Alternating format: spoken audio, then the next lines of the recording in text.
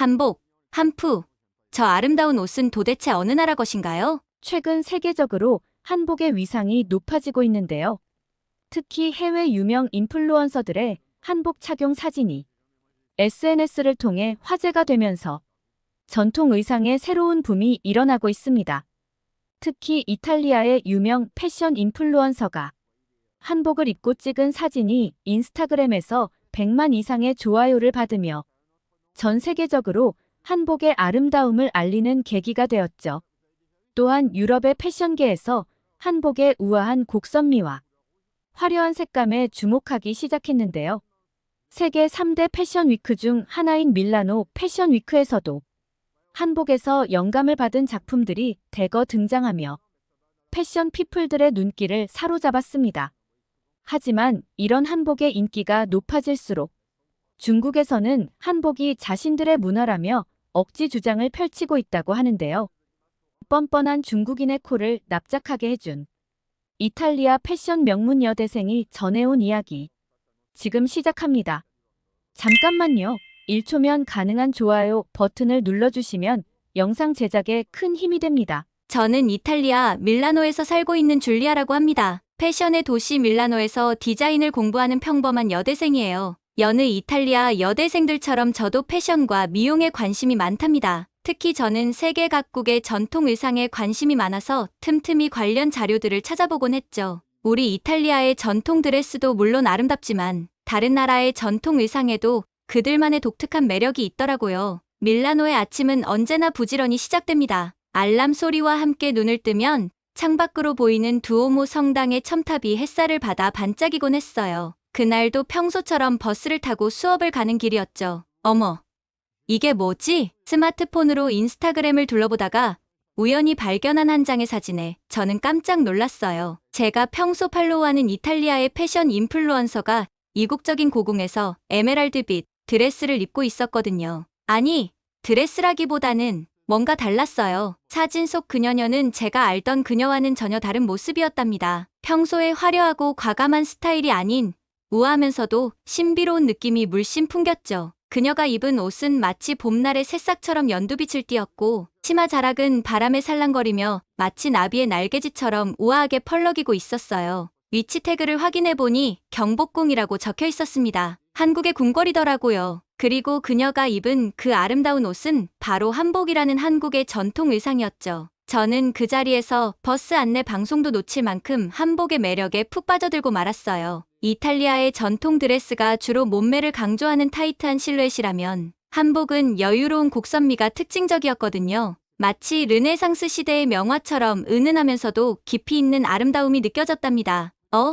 여기서 내려야 하는데 정신을 차려보니 제가 내려야 할 정류장을 지나쳐 버렸더라고요. 허둥지둥 버스에서 내린 저는 걸어서 학교로 향했죠. 하지만 발걸음이 무겁지는 않았어요. 오히려 새로운 발견에 대한 설렘으로 가슴이 두근거렸답니다. 그날 이후로 저는 한복에 대해 더 자세히 알아보기 시작했어요. 수업이 끝나면 도서관에서 아시아의 전통 의상에 대한 책을 찾아보고 밤늦게까지 인터넷을 뒤지며 한복에 대한 정보를 모았죠. 세상에, 한복에는 이렇게나 깊은 철학과 의미가 담겨 있다니 정말 놀라웠어요. 옷의 색깔 하나하나가 자연과 우주를 상징하고 디자인의 곡선 하나하나가 한국인의 미의식을 담고 있다는 사실이 너무나 매력적으로 다가왔답니다. 누군가는 옷이 뭐 그리 대수냐고 할 수도 있겠죠. 하지만 저는 그날 버스 안에서 발견한 한복의 아름다움이 제 인생을 완전히 바꿔놓을 줄은 꿈에도 몰랐답니다. 아, 오늘은 그날이구나. 아침부터 마음이 설레었어요. 세계 전통 복식에 의해 수업에서 각자 관심 있는 나라의 전통 의상을 발표하는 날이었거든요. 저는 며칠 밤을 새워가며 한복에 대해 조사했답니다. 한복의 아름다움을 친구들에게도 꼭 보여주고 싶었거든요. 강의실에 들어서자 여기저기서 수군거리는 소리가 들렸어요. 다들 어떤 나라의 전통 의상을 발표할지 궁금해하는 눈치였죠. 우리 학교는 패션 명문대인 만큼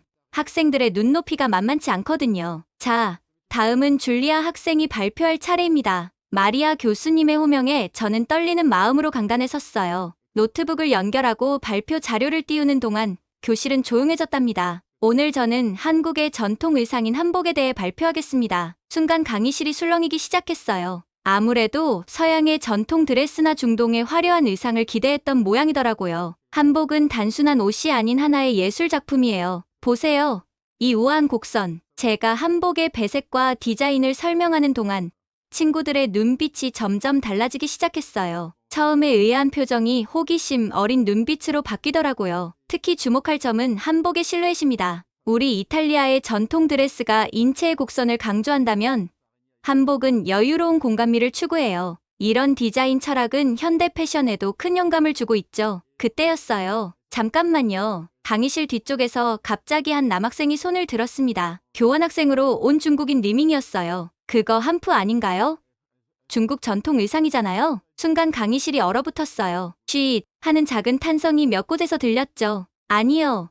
한복은 한국의 전통 의상이에요. 한푸와는 완전히 달라요. 제 목소리는 떨리지 않았어요. 그동안 공부한 내용이 있었으니까요. 보세요. 한복의 저고리는 짧고 치마는 풍성해서 움직일 때마다 아름다운 실루엣을 만들어내요. 반면 한푸는 상의가 길고 직선적이죠. 색감의 조화 방식도 달라요. 리밍의 얼굴이 붉어졌어요. 하지만 저는 계속해서 설명을 이어갔답니다. 실제로 조선시대의 한복 제작 기법과 디자인 특징을 기록한 문헌들이 남아있어요. 여기 보시는 자료들이 그 증거죠. 마리아 교수님께서 고개를 끄덕이셨어요. 훌륭한 발표네요. 줄리아, 문화의 차이점을 잘 설명해 주었어요. 수업이 끝나고 나올 때 몇몇 친구들이 다가와 한복에 대해 더 물어보더라고요. 특히 마리아 교수님께서는 한복의 현대적 재해석 가능성에 대해 깊은 관심을 보이셨답니다. 하지만 리밍의 모습은 보이지 않았어요. 그가 자리를 떠난 후 강의실 한켠에서 그의 노트북 화면이 눈에 들어왔죠. 한복을 비난하는 중국 사이트들이 잔뜩 열려 있었더라고요. 그날 저는 깨달았습니다. 단순히 한복의 아름다움을 알리는 것을 넘어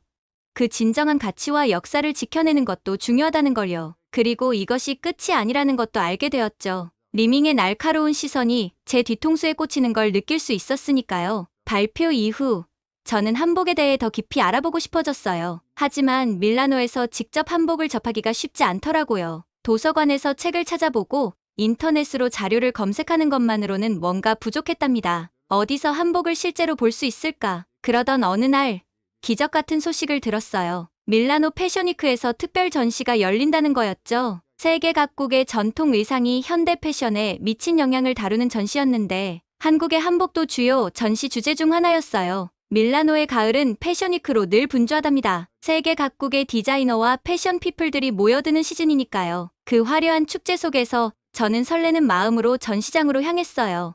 와, 이게 바로 현대적으로 재해석된 한복이구나. 전시장에 들어서자마자 눈을 뗄 수가 없었어요. 전통 한복의 우아한 실루엣을 현대적으로 재해석한 작품들이 줄지어 있었거든요. 특히 한국의 유명 디자이너가 선보인 작품은 한복의 배색과 곡선을 현대적으로 풀어낸 걸작이었답니다. 이 드레스를 보세요. 한복의 동정과 깃을 이렇게 현대화하다니. 옆에서 누군가 감탄사를 내뱉었어요. 돌아보니 우리 학과 마리아 교수님이셨죠. 교수님께서도 이 전시를 보러 오셨더라고요. 줄리아, 내 발표 덕분에 한복에 관심이 생겨서 왔단다. 정말 흥미로운 전시구나. 교수님과 함께 전시를 둘러보며 이야기를 나눴어요. 한복이 가진 독특한 미학, 현대 패션에 미치는 영향, 지속가능한 패션으로서의 가치까지 대화는 끝없이 이어졌답니다. 특히 인상 깊었던 건 한 구절의 전시 설명문이었어요. 한복은 단순한 옷이 아닌 하나의 철학이다. 자연과 인간의 조화를 추구하는 동양의 미학이 옷이라는 캔버스에 담겨있다. 그 순간 저는 깨달았어요. 제가 한복에 매료된 이유를. 한복은 단순히 아름다운 옷이 아니라 그 안에 담긴 철학과 문화적 가치가 현대에도 여전히 빛나고 있었던 거예요. 전시장을 나오면서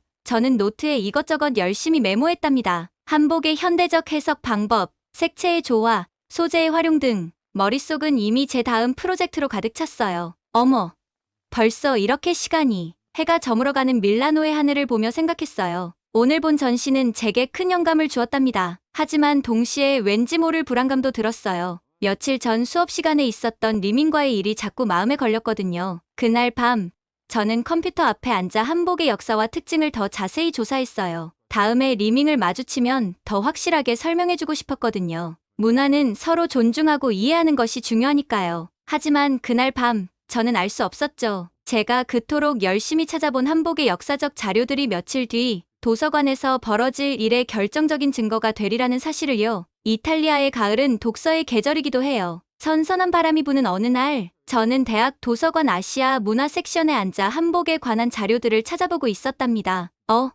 이건 뭐지? 책장 사이에서 우연히 발견한 낡은 책 한 권. 18세기 동아시아의 전통 복식이라는 제목의 이 책에는 놀라운 내용이 담겨 있었어요. 조선시대 외국 사신들의 기록에서부터 당시 복식의 특징을 상세히 설명한 문헌들까지. 이건 정말 대단한 발견이었죠. 이거 봐. 여기 기록을 보면 혼자 중얼거리며 책의 내용을 필기하고 있을 때였어요. 누군가 제 뒤에서 서성이는 기척이 느껴졌죠. 고개를 돌려보니 아니나 다를까 리밍이 저를 노려보고 있더라고요. 그렇게 열심히 봐도 소용없을 텐데 리밍의 목소리에는 날이 서 있었어요. 그의 손에는 태블릿이 들려 있었는데 화면에는 중국어로 된 수많은 기사들이 펼쳐져 있었답니다. 우리 중국의 한푸가 조선에 전해져서 한복이 된 거야. 이건 명백한 사실이라고. 순간 도서관 안이 조용해졌어요. 주변에 있던 친구들이 우리를 흘끔거리며 쳐다보더라고요. 리밍, 잠깐 이것 좀 볼래? 저는 차분히 제가 발견한 책을 펼쳤어요. 1700년대 초반,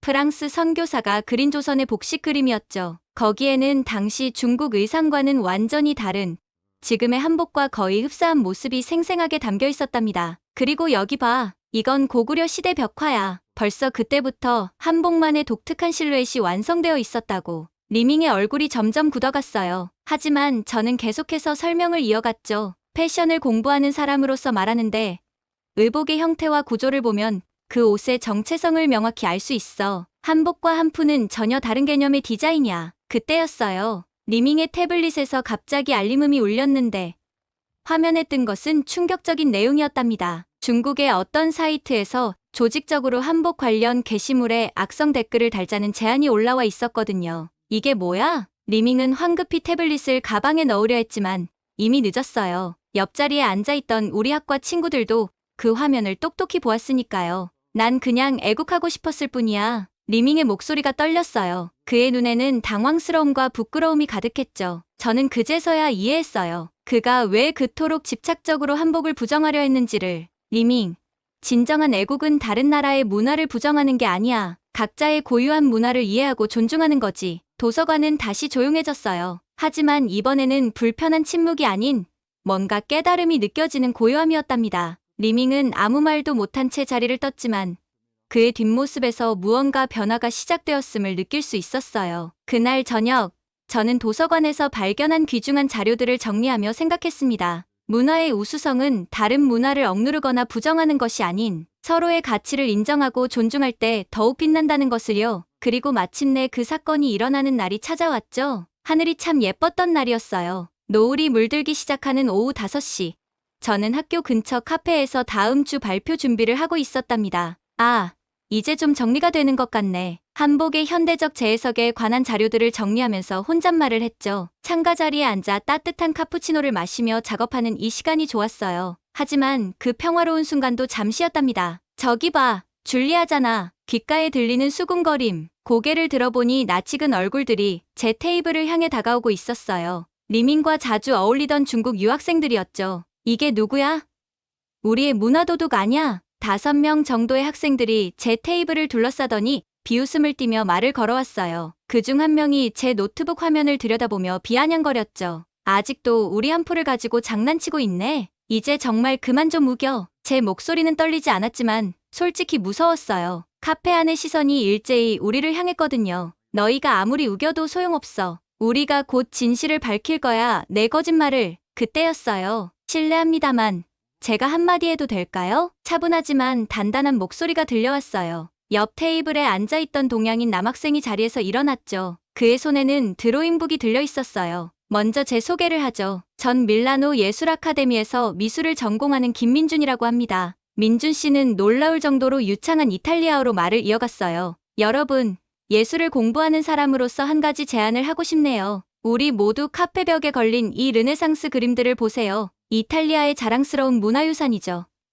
그런데 만약 누군가 이 그림들이 자신들의 것이라고 주장한다면 어떤 기분이 들까요? 순간 카페 안이 조용해졌어요. 문화는 인류의 보물이에요. 하지만 동시에 각자의 고유한 정체성도 존중받아야 하죠. 제가 우연히 들었는데 줄리아 씨는 한복의 예술성을 연구하면서 한국 문화도 함께 이해하려 노력하고 있더군요. 민준 씨는 자신의 드로잉북을 펼쳤어요. 거기에는 한복을 입은 인물 스케치가 가득했답니다. 보세요. 한복의 곡선은 이렇게 우아하고 독특합니다. 제가 미술을 전공하는 사람이라 한눈에 알 수 있죠. 이건 다른 어떤 나라의 의상과도 다른 고유한 특징을 가지고 있어요. 중국 학생들의 표정이 조금씩 변하기 시작했지만 오히려 더 큰 소리로 따지기 시작했어요. 너는 뭔데 끼어들어? 우리나라 일에 왜 나서는 거야? 이건 한푸라고. 한푸. 내가 아무리 그림을 잘 그려도 이건 우리 문화라고. 그때 민준 씨의 표정이 살짝 굳어졌어요. 그러더니 갑자기 매우 유창한 중국어로 뭐라고 말을 하기 시작했죠. 제가 알아들을 순 없었지만 듣고 있던 중국 학생들의 얼굴이 점점 붉어지더니 결국 더 이상 아무 말도 못하고 황급히 자리를 떠났답니다. 민준 씨, 방금 무슨 말을 하신 거예요? 아, 그냥 그들의 주장이 역사적 사실과 얼마나 다른지 자세히 설명해줬어요. 베이징에서 공부할 때 배운 중국 역사 자료들을 인용해가면서요. 어머, 베이징에서 공부하셨던 거예요? 민준 씨는 수줍은 듯 웃으며 말했어요. 네, 아버지가 외교관이셔서 여러 나라를 다니며 자랐거든요. 베이징에서 3년, 도쿄에서 2년, 그리고 지금 이탈리아는 벌써 4년째네요. 덕분에 언어는 자연스럽게 배울 수 있었죠. 와, 정말 대단하시네요. 그래서 중국어도 이탈리아어도 그렇게 잘하시는 거였군요. 아니에요. 제가 도움이 될 수 있어서 다행이에요. 그나저나 한복에 대해 연구하고 계시다고요?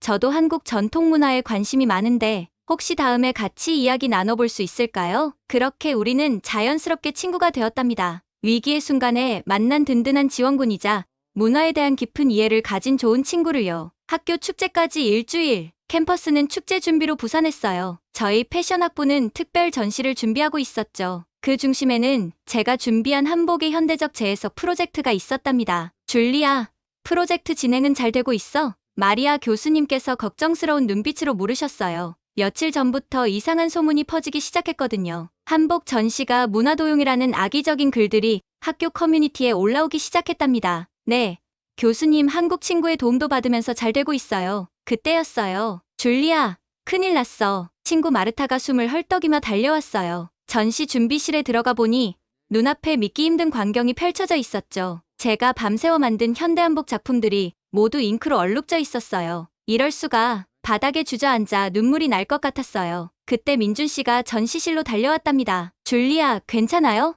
아, 이건. 민준 씨의 눈빛이 순간 날카로워졌어요. 그러더니 갑자기 핸드폰을 꺼내 무언가를 보여주었죠. 봐요, 이거. 어제 중국 SNS에서 캡처한 건데 화면에는 충격적인 내용이 있었어요. 중국 유학생들의 단체 채팅방에서 우리 전시를 방해하자는 계획을 세우고 있었던 거예요. 하지만 이제 우리가 증거를 잡았어요. 그리고 민준 씨가 자신의 스케치북을 펼쳤어요. 거기에는 제가 만든 현대한복 작품들을 그대로 그려놓은 스케치가 있었답니다. 전시회 준비하면서 영감을 받아서 그려놓은 거예요. 이걸로 원본 디자인을 증명할 수 있어요. 그리고 민준 씨는 자신의 태블릿을 꺼냈어요. 작품 제작 과정을 전부 동영상으로 찍어두었더라고요. 예술가는 항상 자신의 작품 과정을 기록해두는 습관이 있거든요. 이제 이 증거들을 가지고 학교 측에 정식으로 문제를 제기해봐요. 그 순간 저는 깨달았어요. 진정한 문화 수호자는 이렇게 치밀하고 준비된 모습이어야 한다는 걸요. 그리고 제가 준비한 게 하나 더 있어요.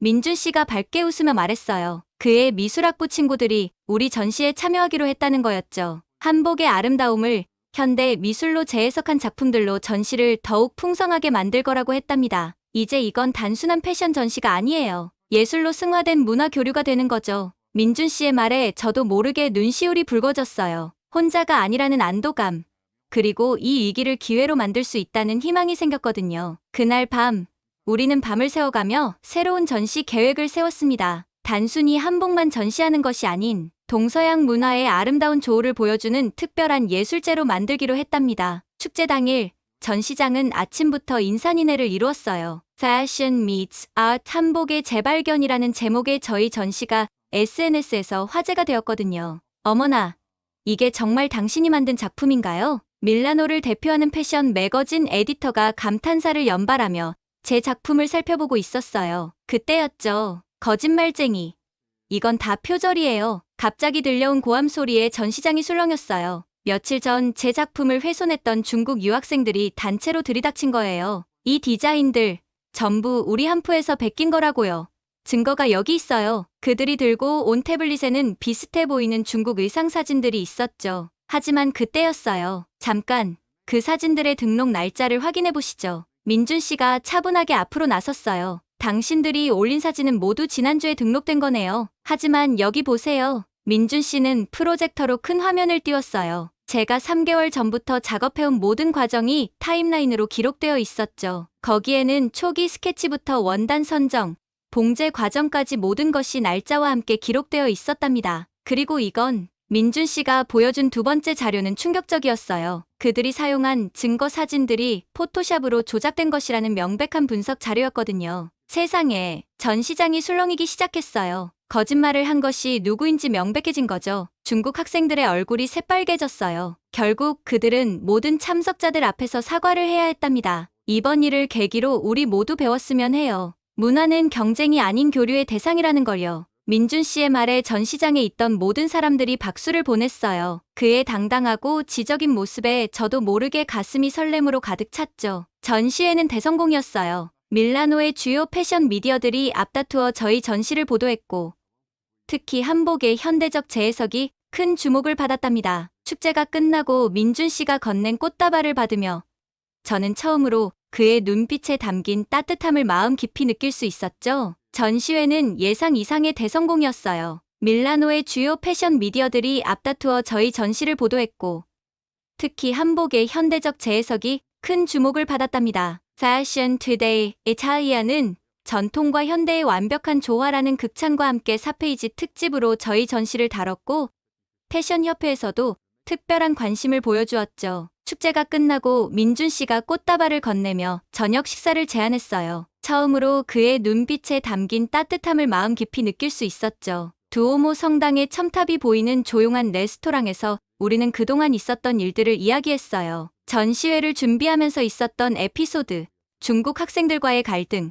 그리고 그것을 극복해낸 과정까지. 식사를 마칠 무렵 민준 씨는 조심스레 이번 방학에 한국에 가보지 않겠냐고 물었어요. 유명 인플루언서처럼 한복을 입고 경복궁을 거닐어 보자는 그의 제안에는 특별한 의미가 담겨 있었답니다. 한국의 궁궐들과 전통 한옥마을도 가보고 요즘 전 세계적으로 주목받고 있는 한식도 맛보자고 했죠. 특히 계절별로 달라지는 한복의 아름다움을 직접 보여주고 싶다고 했어요. 그의 떨리는 목소리와 수줍은 눈빛이 말해주고 있었어요. 이건 단순한 여행 제안이 아닌 마음을 전하는 고백이라는 걸요. 민준 씨는 인사동의 전통 찻집부터 북촌의 한옥 카페까지 제가 좋아할 만한 장소들을 하나하나 이야기해 주었어요. 현대적으로 재해석된 한복을 디자인하는 젊은 디자이너들의 공방도 소개해 주겠다고 했답니다. 저는 망설임 없이 그의 마음을 받아들였어요. 그 순간 레스토랑 창 너머로 보이는 밀라노의 야경이 더욱 아름답게 빛나는 것 같았죠. 그날 이후로 저의 일상은 더욱 바빠졌어요. 낮에는 학교 수업을 듣고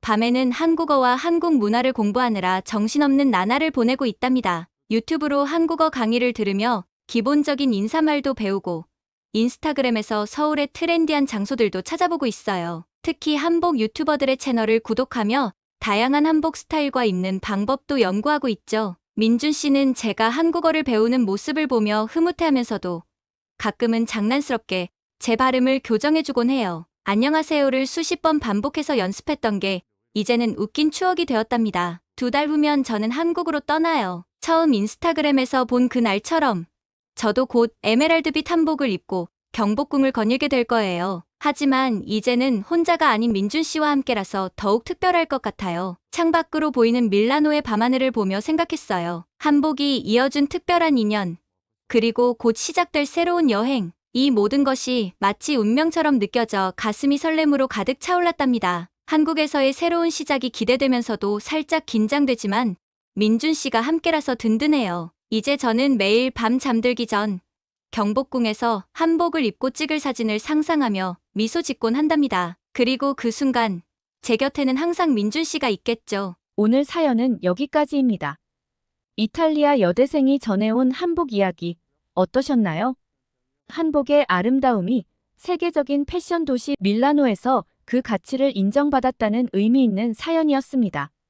특히 우리 전통 의상인 한복의 독창성과 예술성이 해외에서도 빛을 발하고 있다는 사실과 한복이 단순한 의상을 넘어 문화적 자부심이 되어가는 모습에 가슴이 뿌듯해집니다. 여러분은 세계로 뻗어나가는 우리 한복에 대해 어떻게 생각하시나요? 여러분의 소중한 이야기를 댓글로 남겨주세요. 감동 뭉클에서는 여러분의 소중한 마음을 모아 사연 주인공들에게 전해드리고 있습니다. 여러분 주변에 감동적이거나 재미있는 실제 사연들을 제보받고 있으니 언제든 저희 공식 메일로 제보해주세요. 여러분이 보내주신 사연이 다음 영상의 주인공이 될 수 있습니다. 오늘 들려드린 사연이 마음에 드셨다면 구독과 좋아요 눌러주시고 주변 분들과도 공유해주세요. 여러분의 작은 관심과 응원이 더욱 좋은 콘텐츠를 만드는데 큰 힘이 됩니다. 이상 감동 뭉클이었습니다. 끝까지 시청해주셔서 감사합니다. 다음에 더 감동적인 사연으로 찾아뵙겠습니다.